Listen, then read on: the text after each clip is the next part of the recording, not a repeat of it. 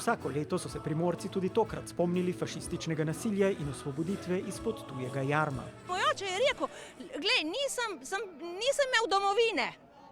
Sem bil nag, sem bil lačen in bos, delal kot hlapic. Pri 7 letih je bil ekonomsko samostojen, ker je šel za hlapca naprej. Današnji dan je en velik dogodek, ne samo za Primorsko, ampak verjetno za celo našo domovino.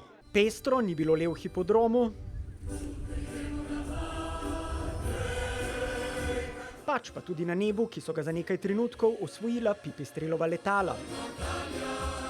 Nato pa še padalci Slovenske vojske. Čestitke ob prazniku je v imenu vlade izrekla premijerka Alenka Bratušek, ki je bila tudi osrednja govornica prireditve. Se še kako zavedate težavnosti položaja in prav zato nimate prav nobenega potrpljenja več za oblastne neumnosti, nedejavnosti ali nerazumevanje situacije. Slovesnosti sta se udeležila tudi aktualni in bivši predsednik, ki sta oba izpostavila pomen današnjega dne. Vračanje samozavesti, ki jo manjka, upam, da tudi zaupanja, ki ga tudi manjka.